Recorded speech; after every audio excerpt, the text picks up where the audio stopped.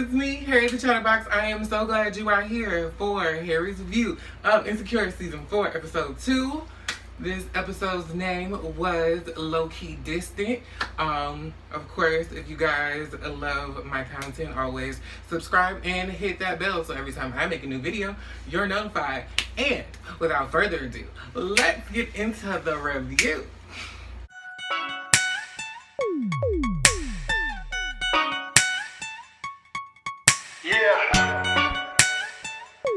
So, first of all, we're going to address my hair wrap today. COVID-19 got us all fucked up, and I guess I decided the wrong time to grow out my hair. So, it's growing out, and it looks crazy, and I need my ends clipped, and I need, line up, and I need to get my hair braided. It's a lot of things that are going on that I can't do because of Miss Corona. So we're just doing this. If anybody has any, shout out to Lotta Body. If anybody has any like good hair wrap ideas, put them down below in the comments. Thank you so much. Anyway, so let's get into the episode. So first thing I want to address about the episode. Issa and Condola relating and getting over the bullshit and making it easier for themselves by talking about the silly things that Lawrence does. Of course, Lawrence doesn't like it, but I appreciate that they're going this route, that the show is taking this route versus the awkward one and being messy and then, shouting matches, all of that, dramatic shit that don't nobody really need. I appreciate this route that they're taking. Now, on Lawrence's end, because of course, this is bothering him so bad. I hate that his friends are always trash. Like, I just do. I just really hate that they are never helpful when it comes to Lawrence. Except for Derek, which he always gives him the best route to take. But then Derek will always backtrack with, well, but I would never deal with this. I would never put up with this. This would never, this would never happen to me. I would never like this shit either. And this wouldn't happen to me because this is how I would actually handle it. And it'd be something trash. Niggas will be niggas, and that's all I have to say about that one. But it is true to life because niggas are never helpful. They never, they kind of don't call each other out on their shit a lot of times. Or they just kind of act like, well, that's not my business, that's you and your girl. Which, not helpful. But as far as, him, I like the way that he handled it. He went and talked to Issa. They had a quick conversation. He just let her know, I really just want her to know about me from me.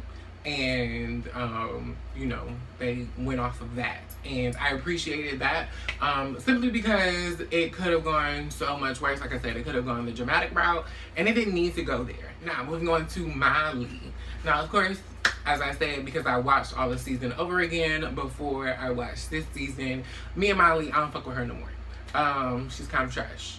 But I did feel bad for her in this episode because the episode name was Lowkey Distant. And it would, of course, made it so you could see the distance that is happening between her and Issa.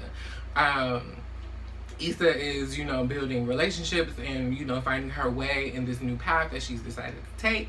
And she don't really have time for Molly no more. And Molly is having issues, navigating work per usual, navigating her, love life per usual. And Issa's not really giving her the benefit of the doubt. But then again, based on previous seasons and previous behaviors by Molly, she has a cycle of saying she's gonna do better and be better, and then she chooses, the shitty way out, or this, just the shitty way in general. And so now, Issa's just like, well, girl, don't do nothing that don't serve you.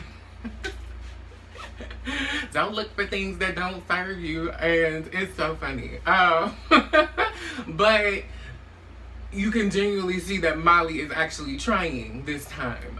But it's kind of like, girl, it's kind of like the boy who cried wolf. It's like all of a sudden, now you want to change. After 3 seasons of you being garbage. So, yeah. But I do feel bad for her because, you know, she's trying to work out her shit with Andrew and get him to open up, and he wasn't open up, and, you know, they was just, you know, fucking. And usually that would work for Molly, but like I said, she's trying, you know, to do something different, even though to her friends it's a little too late. And then even with work, you know, she's trying to fess up and own up to the thing that she did and take accountability for how she treated Torian, which is also, you know, not like Molly, because she would have just, you know, let it rock and they just wouldn't have been, you know, fucking with each other. So I feel bad for her all around. But like I said, this was like a filler episode. It was like one of those episodes that it was like one of those episodes of Real Housewives where it didn't really happen. There was no tea really spilled, and then once it really started getting good, the credits started rolling. And because once Andrew finally talked to Molly and apologized, Molly then didn't say anything to Issa. Which of course is gonna, you know, lead up into the rest of the season and how they really not talking and how they really not doing anything. And it's really funny because, you know, Issa and Condola are, you know, creating this relationship and it's bothering Molly.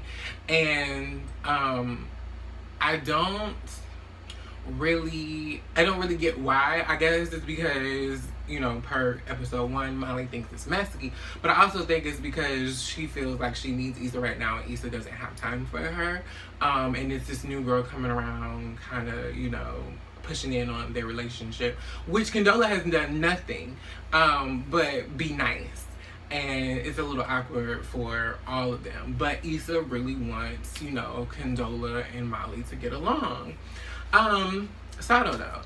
We will see how it plays out. I really feel like Molly's going to cross the boundary with either Issa or Condola. And Issa's not gonna like that shit. Because I feel like it's coming. Like it's building up. And you know how Molly don't deal with shit. She's trying to, but I feel like she's gonna fall into her shit show ways, you know, as the season goes along, especially when it comes to Issa, which is why I don't fuck with her like that. And it's gonna come to a head. It's gonna come to a dramatic head. So let me know what you guys think down below in the comments and what will happen for the episodes to come. Cause I definitely think some shit is gonna start rolling out, especially on Molly's behalf. She's gonna roll back into her old ways and old habits, especially when it comes to her and her dealings and how she treats Issa, which is ultimately gonna come back to that scene in episode 1 where she was like, I don't really fuck with Molly no more, or I don't fuck with Molly no more. But yeah, girl, it's gonna get good. It's gonna get good. It's still, it was just, this episode was one of those filler episodes where it needed to set you up for the rest of the shit. So, and low-key, I want Nathan to come back, like, fine ass Nathan, because Issa didn't drop TSA Bay, which, the booty button, that was like, y'all be hitting y'all niggas booty button. I ain't never heard of it before. Y'all tell me about that in the comments down below. Y'all nigga got a booty button? Anyway, I thank you guys so much for watching, always, as usual, because you could have been anywhere else on the internet, but you decided to watch me. Bye!